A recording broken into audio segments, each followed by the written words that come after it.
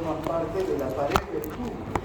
Después del epitelio viene el intersticio y finalmente está el capilar peritubular. Entonces, las sustancias que han sido filtradas y que recorren la luz del túbulo van a ser reabsorbidas por estas células, ¿verdad? Por eso están estas flechas rojas, que nos están indicando que hay reabsorción aquí. ¿Qué se reabsorbe? Agua, ¿no? Más del 99.9% del agua se va a reabsorber. Lo mismo el sodio, el potasio, el 82, el 25% del potasio se van a reabsorber. Es decir, todas las sustancias se reabsorben. Y para que se reabsorban, tienen que atravesar la membrana celular. Aquí ya no intervienen las mismas fuerzas que intervienen en la filtración glomerular. En la filtración intervienen las fuerzas físicas, la presión coloidosmótica, la presión hidrostática, ¿no es verdad? Tanto del glomérulo como de la cápsula de Bowman. Aquí, para que haya un paso a través de la membrana celular, ¿qué tiene que haber? Medios de transporte, otros mecanismos totalmente diferentes de los que hemos analizado en el glomérulo. Entonces aquí va a haber paso, por ejemplo, del agua a través de los intersticios de las células para filtrar el agua, ¿no? Además también va a haber una filtración transcelular. Esta filtración se llama paracelular, entre las células, entre las membranas de las células. Además va a haber también una filtración transcelular a través de la célula. El agua va a entrar a la célula y va a pasar hacia el intersticio, y del intersticio va a ir hacia el capilar. Entonces aquí necesariamente tiene que haber canales de agua, proteínas que son canales de agua, ¿no? También vamos a tener iones y otras sustancias que tienen que atravesar la membrana. Y ya sabemos que los iones necesitan medios de transporte, proteínas transportadoras. Muchas de estas proteínas son canales que se abren debido a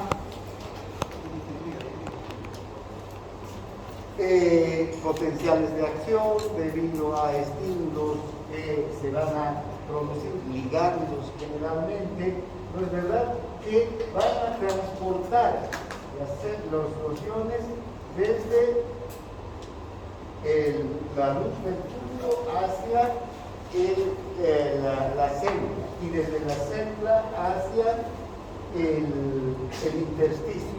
Y fíjense, entonces vamos a tener canales de sodio, canales de calcio, canales de potasio, canales de cloro, pero además vamos a tener, esos son los canales que generalmente forman parte de los transportes pasivos, que los iones atraviesan mediante el mecanismo de difusión simple, ¿no?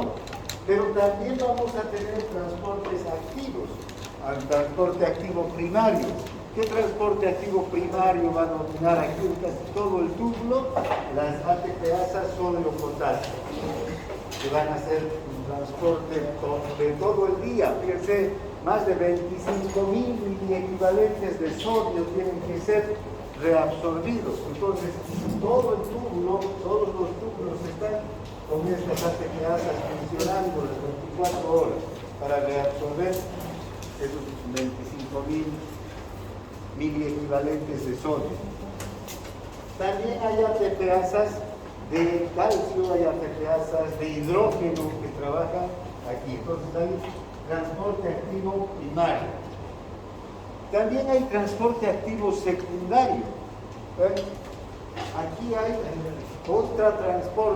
cotransportes que van a contribuir a que pasen los iones, para que pasen sustancias orgánicas también. Se va a reabsorber aminoácidos, se van a reabsorber glucosa. ¿Cómo se reabsorbe la glucosa? ¿Cómo se reabsorben los aminoácidos? Mediante mecanismos de cotransporte con el sodio. El sodio que está siendo transportado va a ingresar a estas células junto con glucosa, junto con aminoácidos para que estos sean reabsorbidos. Entonces, fíjense, hay numerosos mecanismos de reabsorción aquí, pero vamos a ir estudiando. Tenemos que conocer en qué células y en qué porciones de los túbulos se realiza la absorción o la reabsorción de ciertas sustancias y cuáles son los mecanismos de transporte que se van a emplear. Bien, aquí podemos observar entonces, fíjense, el transporte activo, ¿no? ATPasa, sodio, potasio, que están distribuidas por todos los grupos del tubo. Aquí estas ATPasas que hacen, mueven electrolitos en contra de una gradiente de concentración, de iones, pero también en contra de una gradiente eléctrica.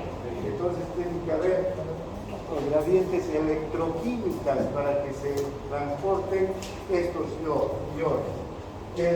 Si además el transporte activo primario va a dar lugar al transporte activo secundario, ¿no? Fíjense, aquí tenemos los cotransportes, sodio-glucosa, sodio-aminoácidos, que son activados gracias a esta ATPasa, porque un transporte activo secundario no se activa solo, necesita la ATPasa, que va a producir la gradiente de concentración química y la gradiente de concentración eléctrica. Y esa es la también, fíjense, tenemos una ATPasa de hidrógeno, una bomba de hidrógeno, que va a trabajar en otros sectores del túbulo y además cotransportes también, sodio-hidrógeno, ¿no? Ahora, hay algunas sustancias que se transportan de manera, digamos, ilimitada.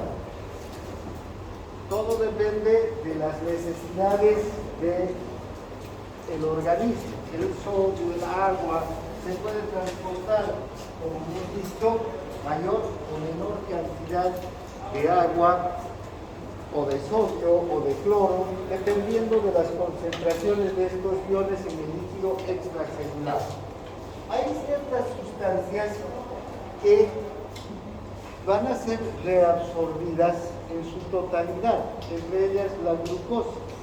Pero ven, la glucosa tiene un límite de transporte máximo. Ese es un umbral de transporte. Es decir, en una persona que es diabética, por ejemplo, se van a filtrar más de 280 gramos de glucosa al día, porque la concentración de glucosa en la sangre del diabético es alta. Entonces, va a tener el filtrado glomerular la misma concentración de glucosa que la sangre de la persona diabética. ¿Y qué ocurre? Acabamos de ver que la glucosa se reabsorbe por cotransporte, por un mecanismo de transporte activo primario. No es un canal de glucosa que se abre y que deja pasar como los iones o como el agua, cantidades enormes de glucosa. La glucosa tiene que ocupar una proteína transportadora, como vemos atrás, tiene que ocupar esta proteína transportadora. Y aunque las células epiteliales de túbulo contorneado proximal, donde se realiza la absorción al 100% de la glucosa, tienen capacidad de generar estas proteínas transportadoras, como toda estructura física, estas proteínas transportadoras pueden ocupar toda la membrana de la célula, ¿no es verdad? Además de otras proteínas que tienen que estar en la membrana y otras estructuras de la membrana, de tal suerte que llega a una saturación. Ya no hay más posibilidades de que se transporte glucosa. Por mucha glucosa que haya en el túbulo, ya no hay medios de transporte. Es como si quisiéramos ir en micro a Cotoca y tienen que ir los micros desde aquí y hay 500 estudiantes que quieren ir y solamente hay espacio para 200, 300 se van a quedar, ¿no es verdad? Porque no hay espacio. Se acabó el espacio de transporte. Así sucede con la glucosa. Por eso es que hay un transporte máximo de ciertas sustancias como la glucosa. Por eso que fíjense que el diabético no solamente tiene una glucosa alta en la sangre, sino también tiene glucosa en la orina. Hay glucosuria. De lo contrario, si nos atenemos al primer cuadro, pensaríamos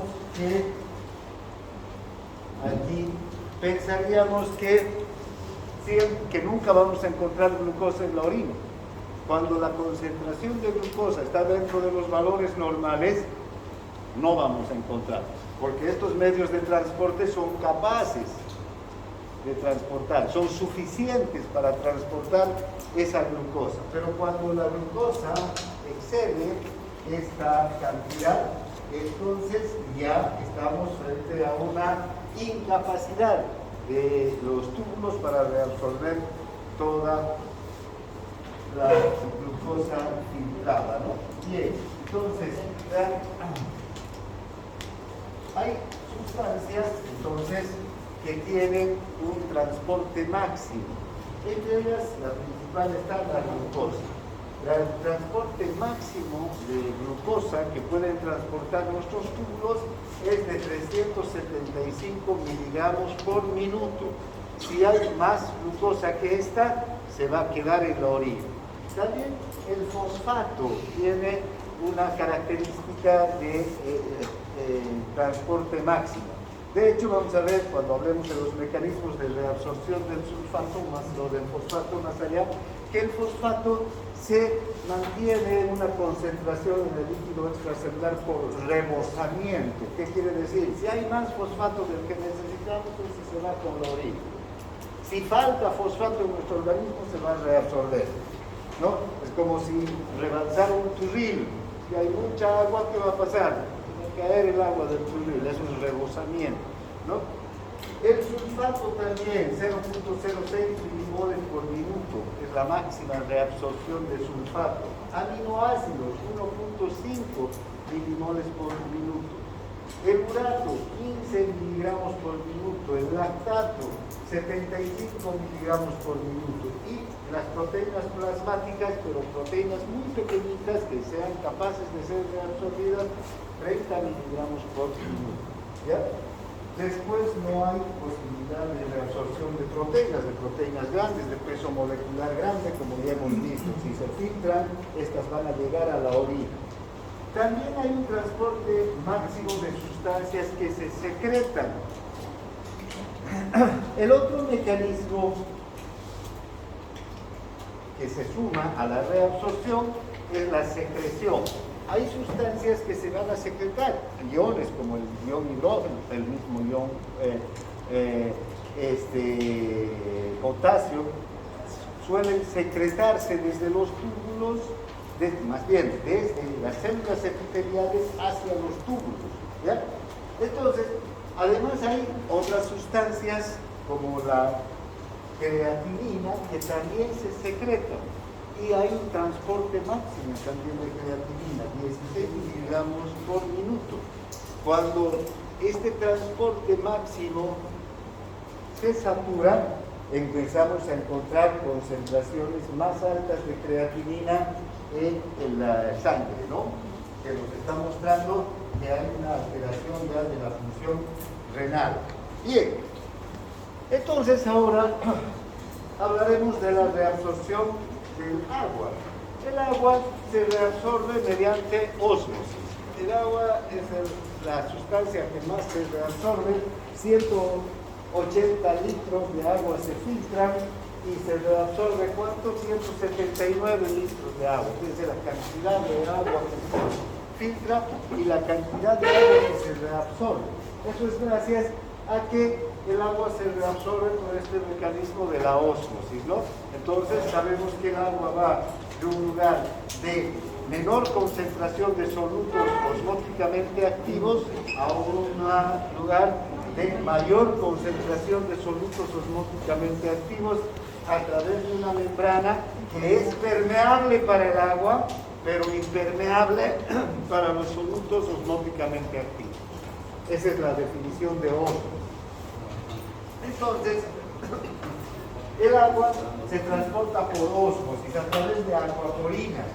Vamos a ver que las células renales tienen una capacidad enorme de generar acuaporinas cuando hace falta, ¿no? Las acuaporinas son proteínas, entonces estas se generan ¿dónde? A nivel de los ribosomas de estas células. Esta es otra actividad enorme que tienen, fíjense, las células renales, es la de que siempre están sintetizando proteínas. ¿Y qué proteínas? Proteínas transportadoras, canales, ATPasas. De hecho, por ejemplo, la hormona antidiurética, ¿qué es lo que hace? Retener agua. ¿Pero cómo lo hace? Activa la síntesis de acuaporinas. Directamente actúa sobre el núcleo de la célula, estimulando la síntesis de acuaporinas. La aldosterona, ¿qué hace? Retiene sodio. ¿Y cómo lo hace? También ingresando a la célula, estimulando la síntesis de proteínas a nivel del núcleo, ¿no? Estas dos hormonas son capaces de llegar hasta el núcleo y directamente producir, activar la síntesis de proteínas. ¿Y qué proteínas activa la aldosterona? ATPasa, sodio, potasio. Son proteínas. Entonces la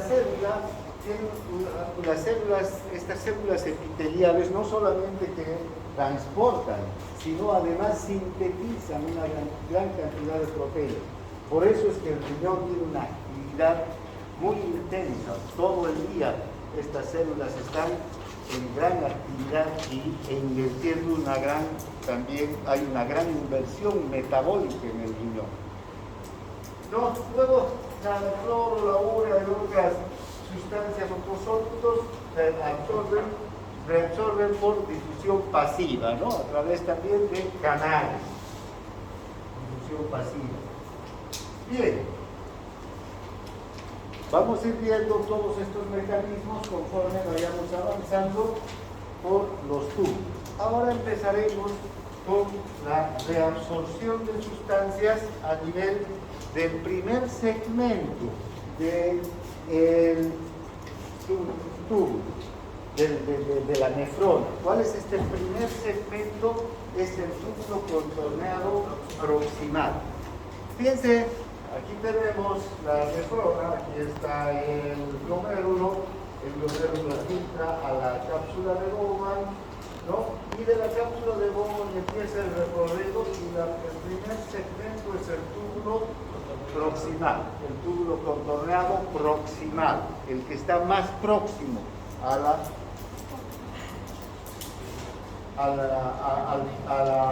cápsula de Bowman, ¿no?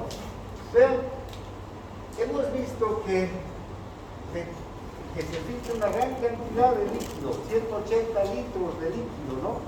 De esos 180 litros de líquido y de agua, el 65% se reabsorbe en el túbulo proximal. Es la capacidad de estas células para reabsorber agua. Pero no solamente se reabsorbe agua, sino también se reabsorbe sodio en la misma proporción. El 65% del sodio filtrado también se reabsorbe en el túbulo proximal. Un poco menos de cloro, pero también cerca del 60% del cloro filtrado se va a reabsorber en el túbulo proximal. Fíjense, aquí hay mecanismos de reabsorción, tanto activo como pasivo. Aquí hay bombas ATPasas, hay cotransportes, hay contratransportes que se activan. Además, hay difusión a través de las uniones intercelulares, hay difusión a través de las células, a través de canales de agua. Si ustedes observan, si hacemos un corte aquí en el túbulo proximal, tenemos esta estructura.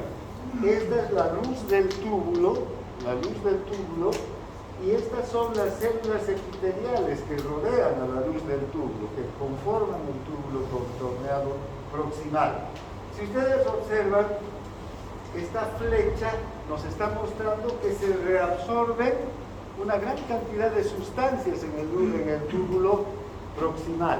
Para empezar, se reabsorbe agua. El 65% del agua filtrada se va a reabsorber.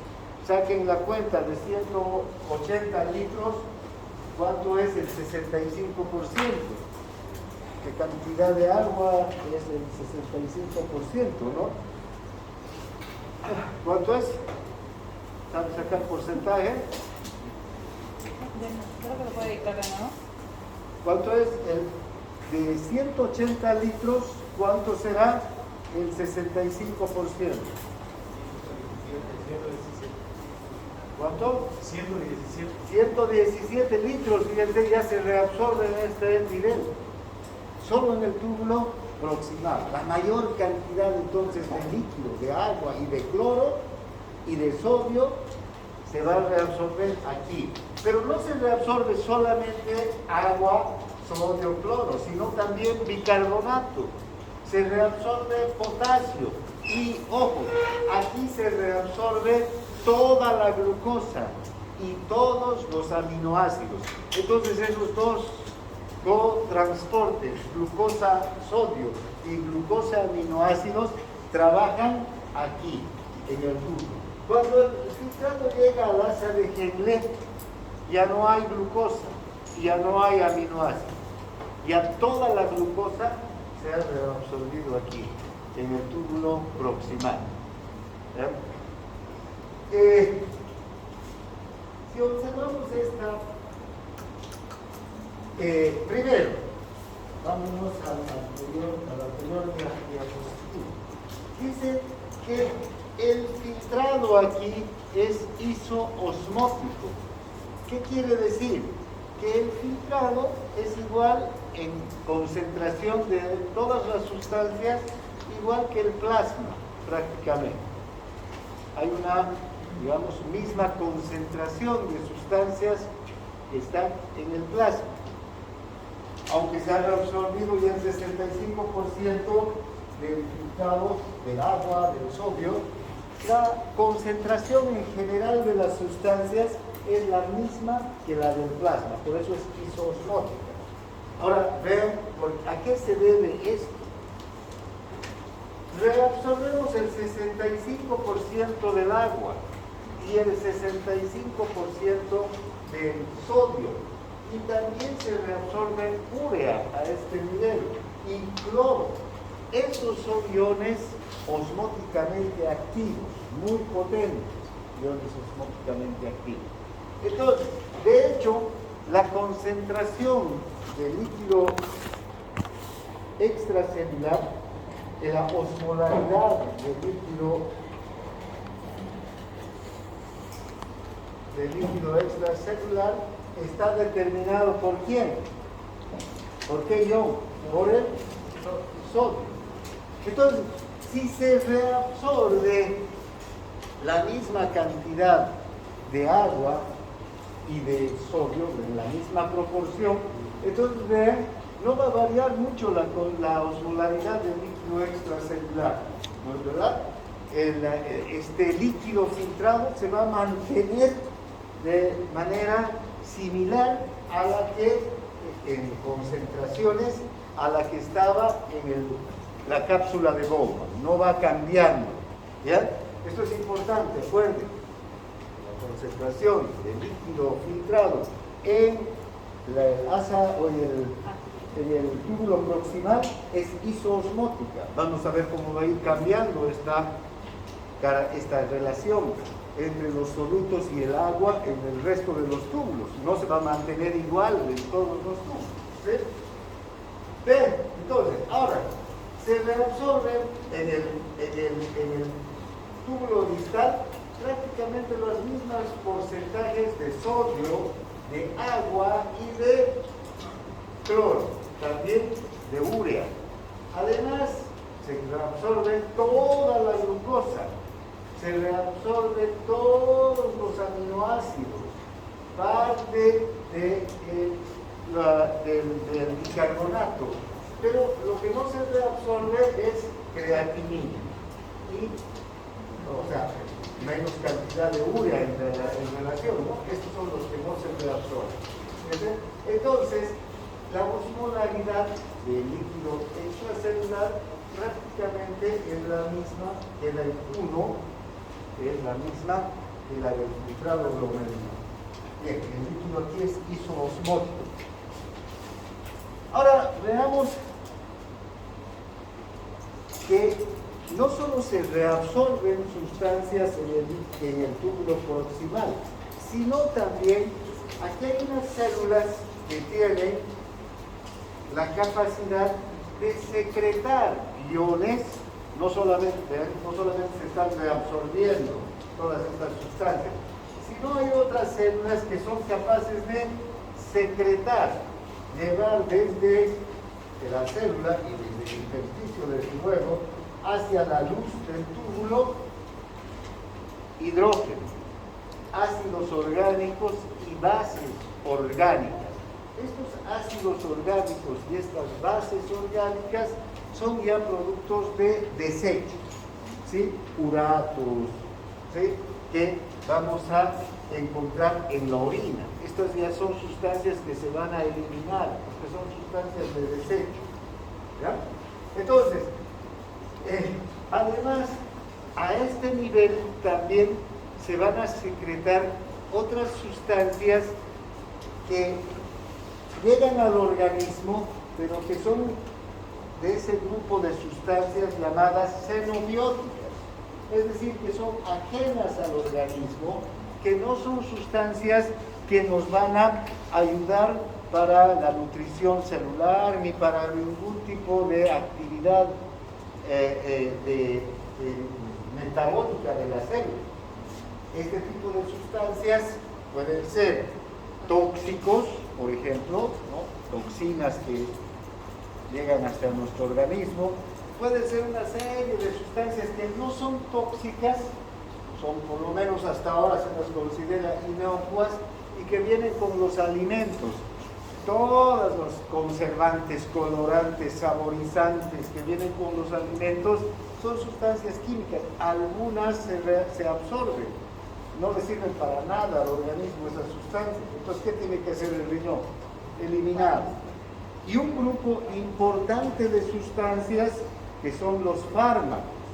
Cuando una persona consume un fármaco, un tratamiento, fíjense, estos fármacos ingresan al organismo, cumplen con su función, ¿no?, terapéutica, y luego tienen que ser eliminados. La mayor parte de los fármacos se elimina por el riñón, ya sea por filtración o por secreción tubular. ¿Ven? Aquí también estas células son capaces de eliminar las moléculas de los fármacos para que se vayan y ya no se queden en el organismo después de haber cumplido con su función. ¿Ven? Aquí en el túbulo proximal hay una gran secreción de todas estas sustancias ajenas a nuestro organismo, que no nos sirven. Bien. Ahora veamos qué ocurre en el próximo segmento, en el asa de Kegler. Vean, aquí tenemos el asa de Kegler, ¿no? El asa de Kegler empieza aquí donde termina el túbulo contorneado proximal y va a terminar donde empieza el túbulo contorneado distal. Hace un asa, ¿no? Hay un sector descendente, el asa y un sector ascendente. Y en el sector ascendente, podemos ver aquí, hay dos sectores. Uno que es el sector ascendente fino o delgado y otro que es el sector grueso, que es mucho más ancho, es el sector ascendente grueso. ¿Ya? Bien. Estas tres estructuras tienen funciones diferentes, no solamente nombres diferentes, sino que hay células diferentes y funciones diferentes en cada uno de estos segmentos.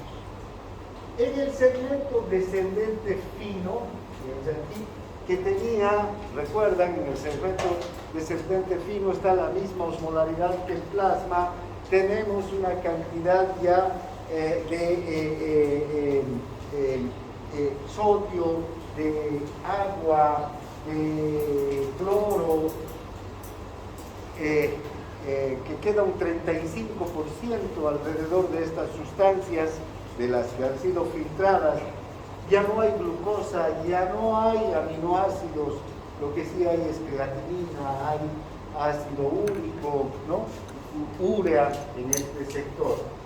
Bien, ahora, este sector es muy permeable al agua. Aquí se va a reabsorber un 20% de agua. Es muy permeable al agua, pero no es muy permeable a los iones, es moderadamente permeable a los solutos, incluido la urea y el sodio. ¿Vean? Pero se reabsorbe mucho agua. Entonces, ¿qué ocurre aquí? Si se reabsorbe más agua que sodio, este líquido se va a empezar va a ser más concentrado, va a ser un líquido hiperosmótico, ya no va a ser isoosmótico, porque va a estarse concentrando el sodio, el cloro y otros solutos, porque es moderadamente permeable a estos solutos. ¿Ya? La principal función entonces de basa fina descendente es reabsorber agua. Aquí solamente se reabsorbe agua y poco sodio. El segmento descendente o ascendente fino es impermeable al agua. Aquí no hay cambios. En realidad no hay reabsorción de agua ni de solutos casi, ¿ya? Donde nuevamente vuelve la reabsorción es en el segmento ascendente grueso. Aquí, fíjense, este segmento ascendente grueso es impermeable al agua, contrario al segmento descendente fino, ¿no? Aquí no se reabsorbe nada de agua, pero sí se reabsorben solutos. En especial se reabsorbe cloro, sodio y potasio. De hecho, aquí hay una ATPasa que activa un cotransporte. Este cotransporte es capaz de reabsorber, digamos, y esta es la célula, ¿no es verdad? Y este es el túbulo.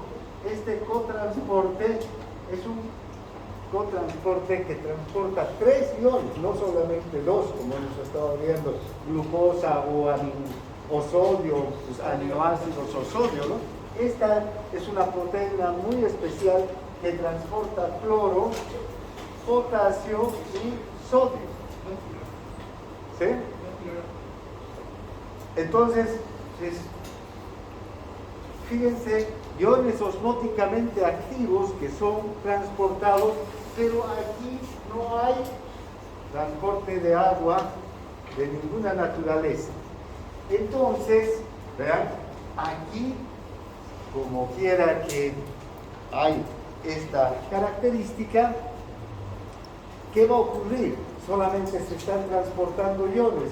El líquido va a disminuir en su concentración de iones y se va a volver hipoosmótico.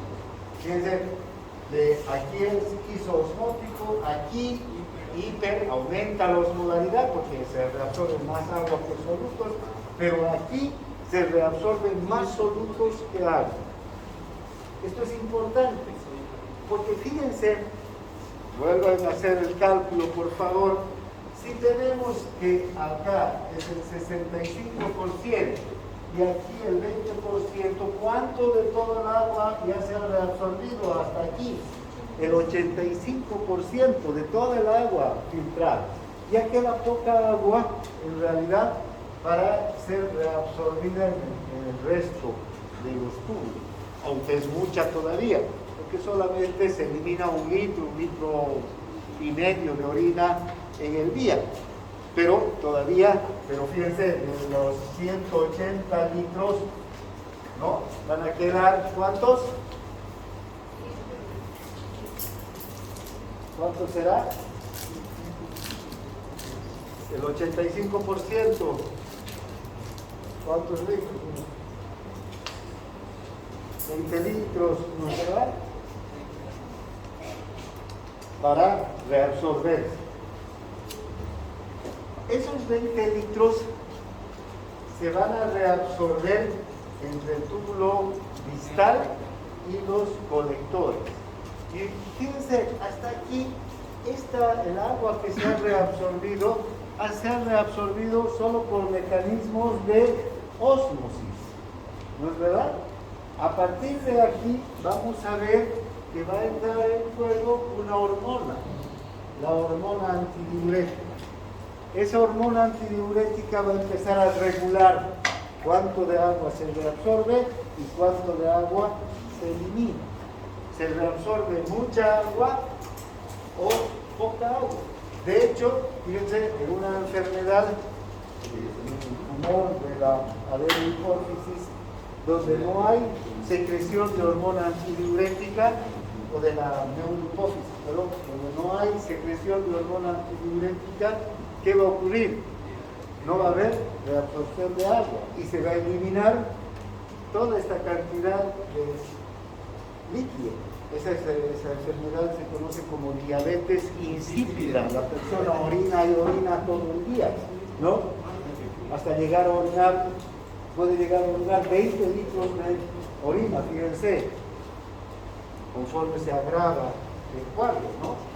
Conforme hay menos secreción de hormona antidiurética. Por eso, hasta aquí, la reabsorción de agua y de solutos se produce simplemente por estos mecanismos de reabsorción. ¿Qué pasaría si hay un exceso de hormona antidiurética? Un exceso de hormona antidiurética. Entonces no hay orina, pues no se elimina orina porque todo lo va a reabsorber, ¿no? Sí. Ahora, otra cosa es que, fíjense, aquí hay reabsorción básicamente de agua en el sector descendente grueso, ¿no? O delgado, perdón.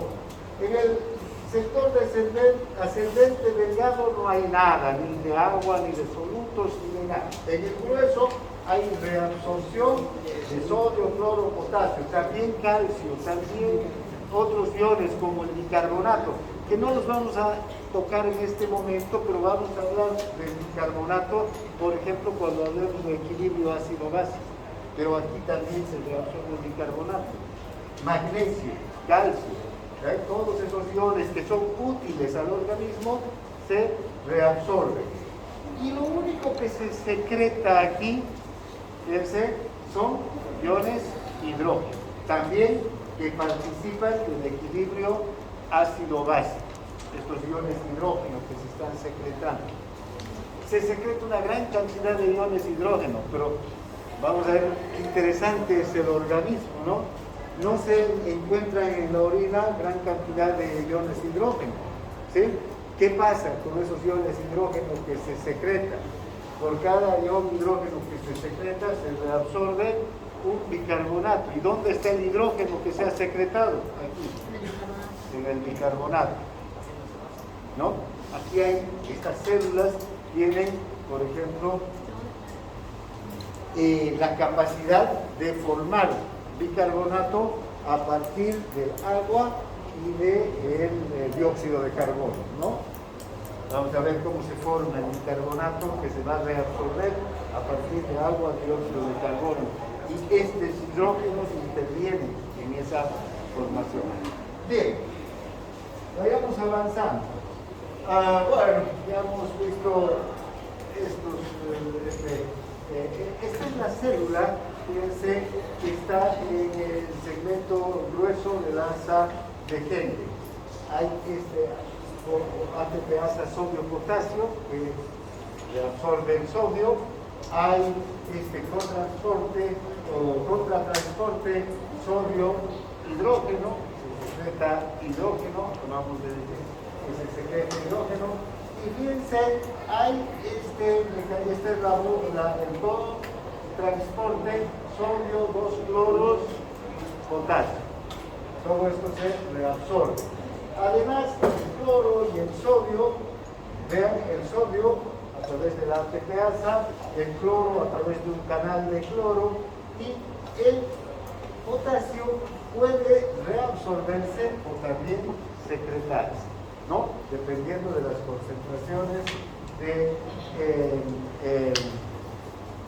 el líquido extracelular. Ya sabemos que la concentración del potasio en el líquido extracelular tiene unos límites muy estrechos, es 4 miliequivalente. Entonces, siempre tiene que el potasio estar bajo un estricto control. Vean, aquí, en esta proteína transportadora, funcionan unos diuréticos, los que se llaman diuréticos de asa. La furosemida y el ácido etacrílico bloquean a este cotransportador, se unen a este cotransportador y no lo dejan reabsorber.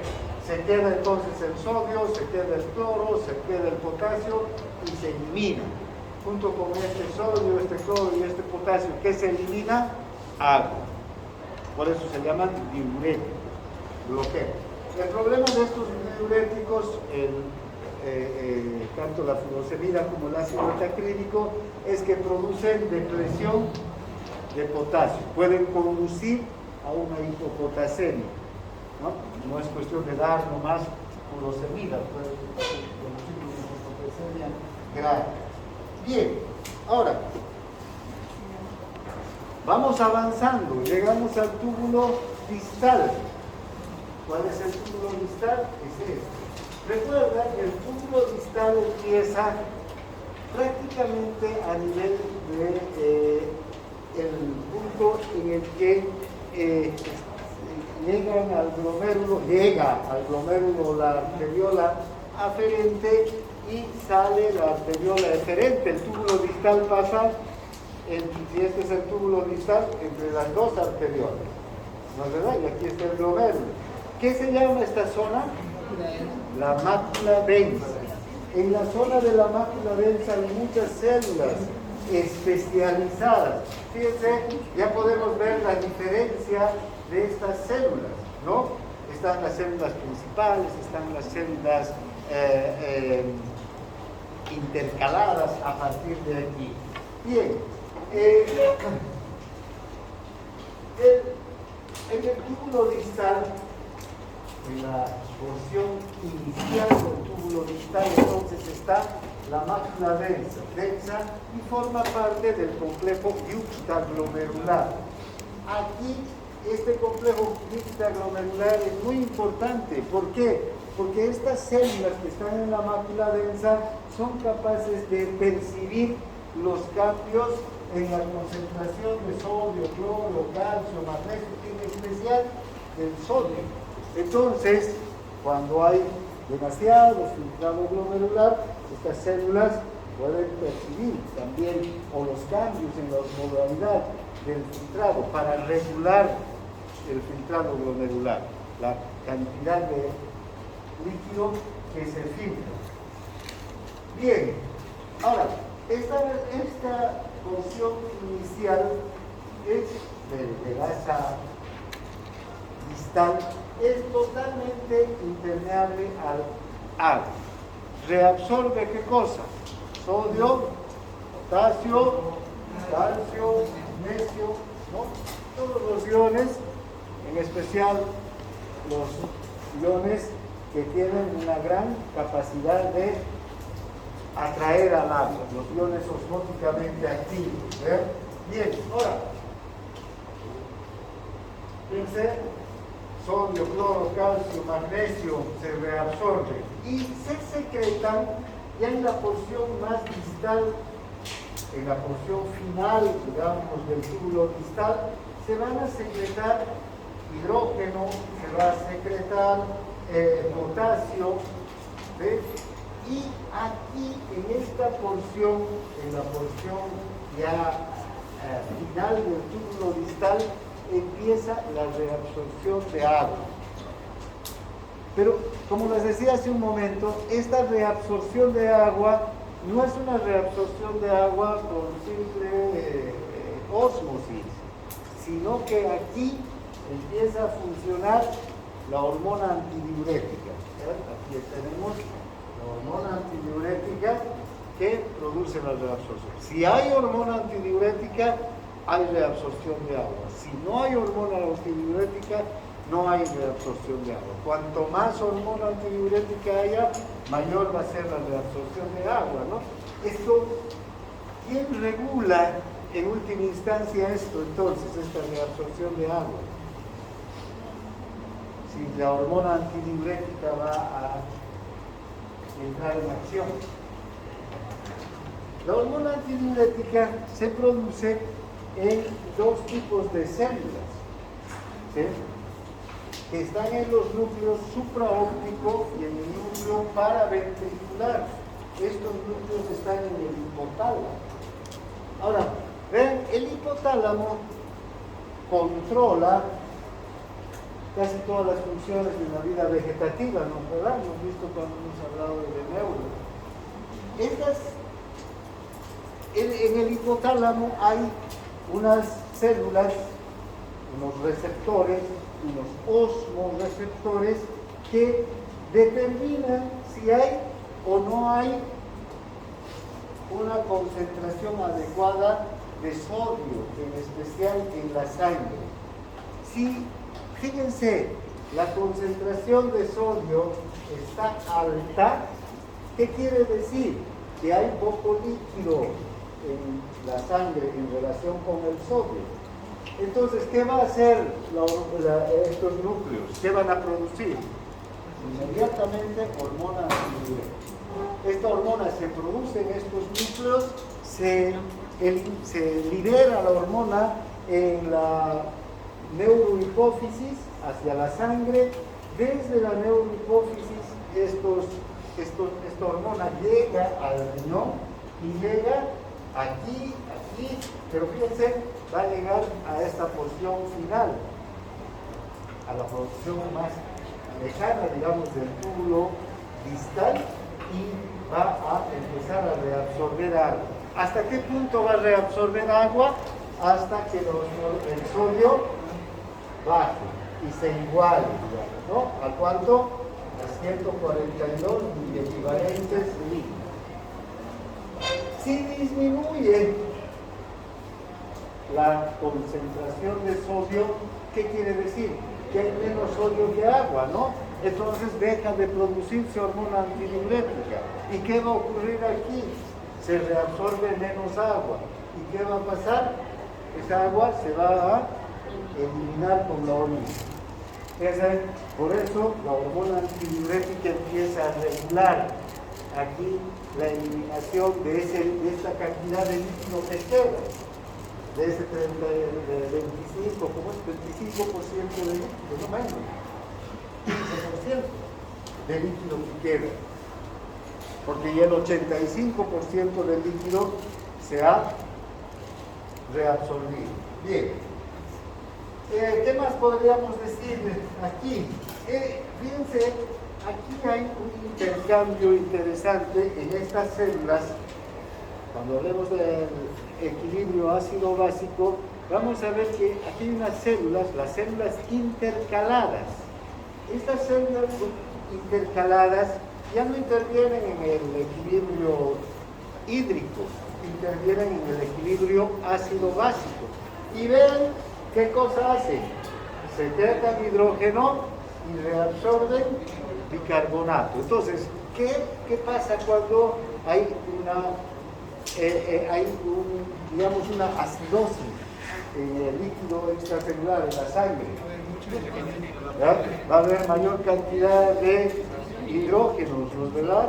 Y entonces se van a secretar más hidrógenos aquí y se van a reabsorber mayor cantidad de bicarbonato. ¿Para qué? Para equilibrar el equilibrio ácido-base.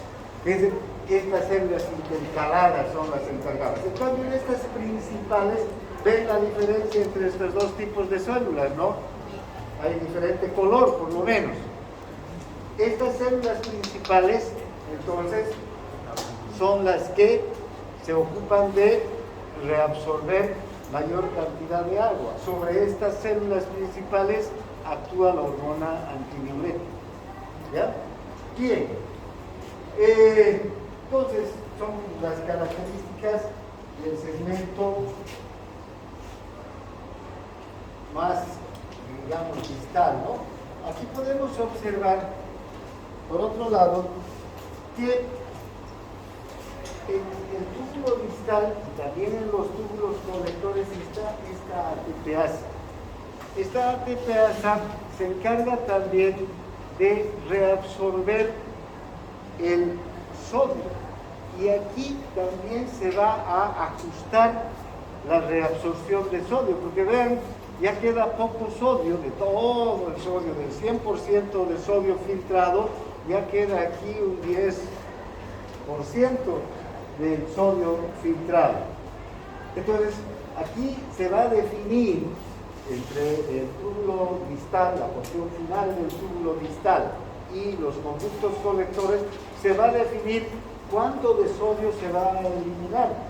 150, 155, 140, 145 miliequivalentes, ¿no?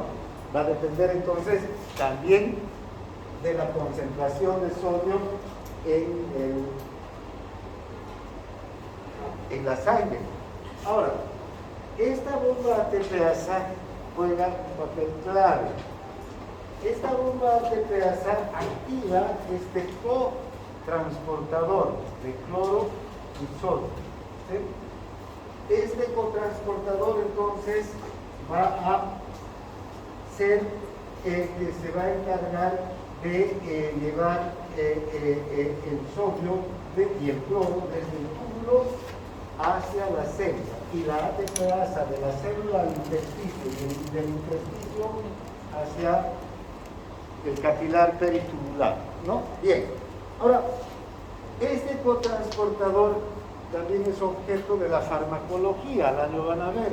Aquí actúan los diuréticos tiacídicos, la hidroclorotiacida, que es un diurético que se usa mucho para el tratamiento de la hipertensión arterial, por ejemplo, se utiliza la hidroclorotiacida, ¿no? Entonces, ¿qué hace la hidroclorotiacida o los tiacídicos en general? Bloquean a este cotransportador, lo inhiben. Y si lo inhiben, no se reabsorbe sodio, y junto con el sodio se elimina agua. Ahora, bien, en las células principales,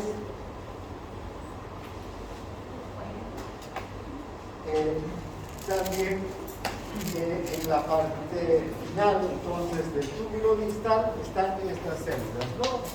Las principales y las intercaladas. Una cosa interesante que aquí va a ocurrir es que hay esta célula, la célula principal. También en este punto se empieza a afinar más todavía la reabsorción de sodio. Aquí hay esta ATPasa que reabsorbe sodio, intercambia sodio por potasio. ¿Y qué es lo que hace esta ATPasa? Estira, jala el sodio desde el túbulo. Pero fíjense, aquí hay un canal, el canal de sodio. Este canal y esta ATPasa se forman o se sintetizan gracias a otra hormona, la aldosterona. ¿Ya? Vean entonces, también aquí, si hay una mayor o menor concentración de sodio en el líquido extracelular y en el plasma, se va a formar la aldosterona. ¿Dónde se forma la aldosterona? La aldosterona se forma en la glándula suprarrenal. ¿Sí? ¿En qué porción de la glándula suprarrenal? En la corteza de la glándula suprarrenal. Porque en la médula, ¿qué se forman? Las catecolaminas, ¿no? Adrenalina y noradrenalina. En cambio, en la corteza se forman los corticoides, de los que vamos a hablar más allá, y la aldosterona. La aldosterona llega a esta célula y, como es una hormona liposoluble, directamente ingresa hasta el núcleo, y en el núcleo interviene en la síntesis de proteínas. ¿Qué proteínas sintetiza la aldosterona? La ATPasa y el canal de sodio. Entonces se sintetizan esas proteínas. Fíjense cómo la aldosterona, entonces, más aldosterona, más ATPasas, más canales de sodio para reabsorber sodio. Y esta reabsorción de sodio es independiente del agua. No tiene nada que ver con la reabsorción de agua. Esto es para solamente afinar la reabsorción de sodio. Si falta o el sodio está por exceso. Si falta sodio, la aldosterona actúa. Si el sodio está en exceso, la aldosterona no va a actuar. Que se vaya el sodio, ¿no es verdad? Que se elimine el sodio que está en exceso en el organismo. Entonces, vean, si falta sodio en el organismo, la aldosterona reabsorbe, entonces se reabsorberán menos de esos 150 equivalentes que hemos visto en esa tabla. Se reabsorberán, ¿cuántos? 148, 140, porque el resto se va a quedar, porque al organismo le hace falta en el líquido extracelular. Si el sodio está en exceso, ¿no? Se va a formar menos aldosterona, menos mecanismos de transporte, de reabsorción, y ¿cuánto de sodio vamos a tener en la orina? 152, 155, ¿no? Todo el exceso se va a eliminar. ¿Está claro? Ahora, también en esta célula actúan dos diuréticos.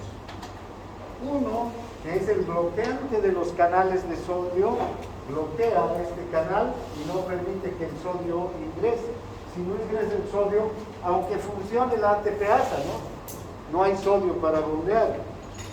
Y el otro es el antagonista de la aldosterona. Antagoniza con la aldosterona en su receptor en el núcleo, no le permite actuar, y si no actúa la aldosterona, no hay ATPasas ni hay canales de sodio para que ingrese, se reabsorbe el sodio. ¿Está claro? Bien. Luego están los conductos colectores medulares. Si ustedes observan, en los conductos colectores medulares continúa la reabsorción de sodio y cloro, con estos mecanismos que acabamos de ver. Continúa la reabsorción de agua siempre y cuando esté la hormona antidiurética. Si no hay hormona antidiurética, no hay reabsorción de agua. Todo este recorrido, ya la hormona antidiurética está regulando la reabsorción de agua. Aquí se reabsorbe la urea para la refiltración de la urea, y también continúa, fíjense, la secreción de iones hidrógeno y la reabsorción de bicarbonato. Aquí ya no están las células principales, ya no están las células intercaladas. Estos son otros mecanismos de reabsorción del bicarbonato y de la secreción del hidrógeno. ¿Ya?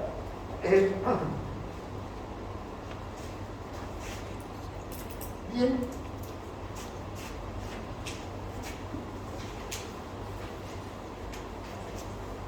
Con lo que casi estamos terminando ya el recorrido, ¿no? Vean cómo el filtrado glomerular que sale desde el glomérulo hacia los túbulos va cambiando en su composición y en su osmolaridad también. ¿Vean? Se va haciendo hipo o hiperosmótico. Podemos observar que en el túbulo proximal, ¿qué se reabsorbe? Agua. Pero también se reabsorbe sodio. ¿Qué más? Potasio. Algo de urea, no muchas, ¿no? ¿Y qué cosas? Glucosa y aminoácidos. Fíjense, en el túbulo proximal, todo. Ya no queda nada, a no ser que haya una falla, ¿no? Algún problema. Pero si la persona está sana, normal, todo, la glucosa y los aminoácidos. Luego, en el asa de Henle, vean, que hemos visto que en la primera porción del asa de Henle se reabsorbe solo agua y poco soluto. Pero ese es en la porción fina descendente, pero en la porción gruesa ascendente es totalmente impermeable al agua, ¿sí? Y hay más bien una reabsorción de solutos, muchos solutos se reabsorben aquí. El líquido se vuelve hipotónico, ¿no es verdad? Disminuye la concentración. Entonces, además, aquí se van a se reabsorbe mucho, más que nada, sodio, potasio, ¿no es verdad? Bien, van aquí. Ahora, en el túbulo distal, ¿qué va a ocurrir? El líquido es hipotónico o hipoosmótico, ¿no es verdad? Pero ¿qué va a pasar? Aquí entra en juego ¿quién? La hormona antidiurética, y va a regular la reabsorción de agua, ¿no? Y tendremos una orina concentrada o una orina diluida, ¿no? Lo mismo en los túbulos colectores. Bien, ahora, ¿cómo se regula la reabsorción tubular? ¿Vean? Hay varios mecanismos que participan en la regulación de la reabsorción tubular. Uno es el equilibrio glomérulo-tubular, es decir, tiene que haber un equilibrio entre los glomérulos que filtran una cantidad de líquido y los túbulos que la reabsorben, ¿verdad? Si hay un exceso de líquido filtrado, los túbulos no van a poder reabsorber todo ese líquido filtrado. Entonces, inmediatamente hay son señales que van hacia la arteriola aferente en especial. ¿Vean? ¿Para qué? Para que la arteriola aferente disminuya su diámetro. Hay una contracción de la arteriola aferente. Si la arteriola aferente disminuye el diámetro, va a llegar menos líquido hacia el glomérulo y del glomérulo menos hacia la cápsula de Bowman, ¿no? Entonces este es un mecanismo que mantiene el equilibrio glomérulo-tubular. También están las fuerzas físicas en el líquido capilar peritubular y el líquido intersticial. Enseguida vamos a ver. Las mismas fuerzas físicas, las fuerzas de Stirling que producen la filtración, también van a intervenir en la reabsorción. ¿Dónde? En los capilares peritubulares. Ahí ya no hay medios de transporte, porque están los capilares que están reabsorbiendo agua, están reabsorbiendo iones. ¿Y por dónde reabsorben toda esa cantidad de sustancias los capilares? No por medios de transporte, sino a través de ¿qué? De sus poros capilares. Por donde ingresa el agua, ingresan los solutos de peso molecular bajo. Ahí las fuerzas físicas, la presión hidrostática, la presión coloidosmótica, nuevamente entran en acción. Y finalmente está el efecto de la presión arterial sobre la diuresis. Sabemos que si aumenta la presión, aumenta la diuresis, ¿no? ¿Verdad? Este es el mecanismo que se llama diuresis por presión. Bien, entonces, cuando hablamos del equilibrio glomerulotubular, nos estamos refiriendo a que la capacidad de los túbulos de aumentar la reabsorción en respuesta a un incremento de la carga tubular es limitada, pues. No puede reabsorber todo lo que les llega también los túbulos, y si la filtración es demasiado, ¿verdad? Los medios de transporte de los túbulos se van a ver saturados. Entonces, inmediatamente hay unos mecanismos que van a evitar sobrecargas en los segmentos del túbulo distal, ¿no? ¿Qué va a producirse? Entonces, vasoconstricción en las arterias, en la arteriola especial. Luego están las fuerzas físicas en el líquido capilar peritubular. ¿Ven? Aquí también tiene que haber fuerzas físicas. Recuerdan, hemos visto que este capilar, el capilar peritubular, tiene una presión baja. No es como el capilar glomerular, que tiene 60 milímetros de mercurio. Tampoco es como el capilar sistémico, que tiene 17 milímetros de mercurio. Este tiene una presión más baja todavía, 13 milímetros de mercurio. Esta presión, vean, es esencial. Que se mantenga la presión baja en el capilar peritubular es esencial para que el líquido vaya hacia el capilar. Bien, ahora, veamos las diferentes, además hay también modificaciones en las fuerzas físicas. La presión hidrostática del capilar es de 13 milímetros de mercurio. Esta presión, ¿qué hace? Se opone a que el líquido llegue al capilar, 13 milímetros de mercurio, porque esta presión está ejerciéndose sobre las paredes del capilar y lo que está haciendo es salir líquido hacia el intersticio, ¿ya? Pero tenemos esta otra presión, la presión coloidosmótica del líquido o de la sangre, del plasma, del capilar. Si ustedes recuerdan, ya en el glomérulo esta presión coloidosmótica no era de 28 como en el capilar sistémico, sino de 32. ¿Por qué? Porque hay una concentración de proteínas. En el glomérulo ha salido líquido y aquí que han quedado iones, elementos solutos, elementos formes de la sangre, más células y ¿qué?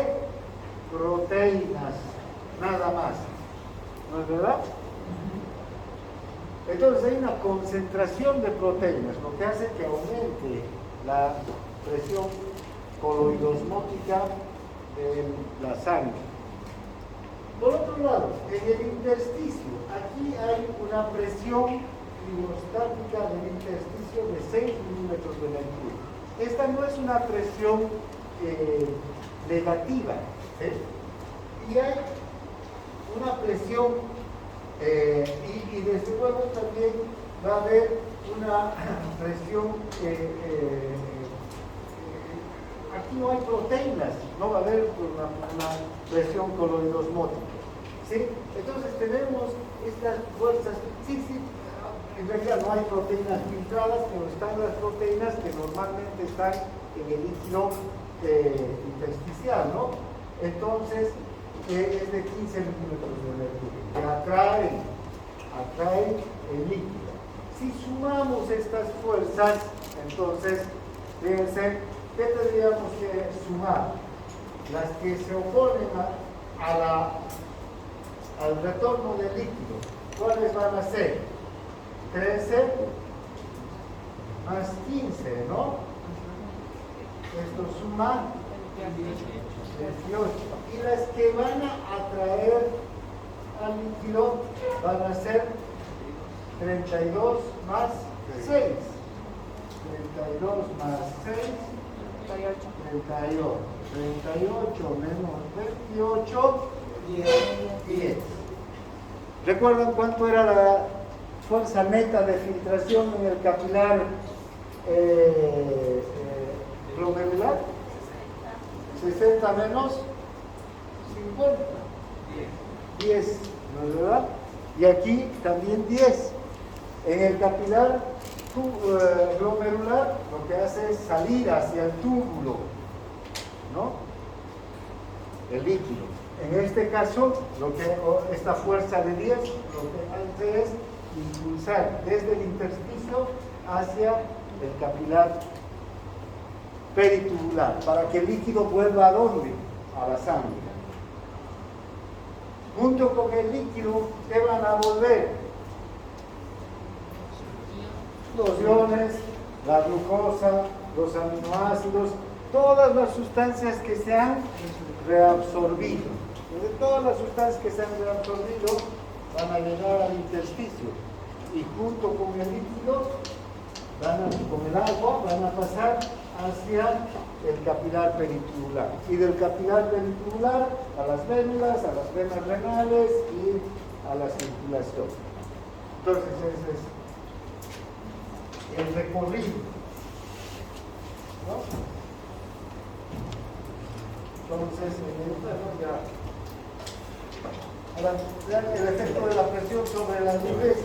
Ya sabemos, si aumenta la presión arterial, aumenta la diuresis. Generalmente la presión y la diuresis son presión, ¿por qué se da? Porque aumenta el volumen, ¿no? Si aumenta el volumen, tomamos mucho líquido, se absorbe ese líquido en el intestino, pasa a la sangre, aumenta el volumen y ese volumen aumentado hace que aumente la tensión y eso hace que aumente la filtración glomerular, ¿no? Si disminuye la presión, por ejemplo, una hipotensión, ¿qué va a ocurrir? Va a haber poca filtración, ¿no es verdad? Y que va a haber poca eliminación de orina. O cuando disminuye el gasto cardíaco también. Recuerdan en las clases anteriores, si disminuye el gasto cardíaco, menos sangre que el corazón es capaz de inyectar a la aorta, baja la presión arterial y lo primero que va a ocurrir es una caída en la eliminación de la orina, ¿no? No se elimina orina. Entonces, la presión tiene mucho que ver. Ahora, ¿qué ocurre si baja, por ejemplo, la presión arterial? Inmediatamente se pone en marcha un mecanismo. El mecanismo renina, angiotensina, aldosterona. Y la angiotensina es capaz de subir la presión arterial, pero no solamente sube la presión arterial, sino también influye sobre la filtración glomerular, ¿no? Entonces, vean, son los mecanismos que entran en juego y que van a regular de una u otra manera la reabsorción, ¿no? Bien, ahora, como les decía hace un momento, entonces, la reabsorción a nivel de los túbulos está definida por todos estos mecanismos de transporte de sólidos y de líquido a nivel de la membrana celular, ¿no? Las diferencias de concentración de iones, las diferencias de concentración de la glucosa o de los aminoácidos, que se activan mecanismos de transporte activo, de transporte pasivo, pero una buena parte de estos mecanismos de reabsorción están controlados por hormonas. La aldosterona aumenta la reabsorción de sodio y la secreción de potasio en el túbulo colector cortical. La angiotensina aumenta la reabsorción de sodio y de agua en el túbulo proximal, en el asa de Henle, en el túbulo distal y en el túbulo colector. Fíjense, cuando disminuye la presión arterial y entra en el mecanismo de la renina-angiotensina, la angiotensina 2 es capaz de reabsorber agua en todos los túbulos, desde el túbulo proximal. La hormona antidiurética ya hemos visto que aumenta a partir del túbulo distal, ¿no? De la porción final del túbulo distal y los conductos colectores de absorción de agua. El péptido natriurético auricular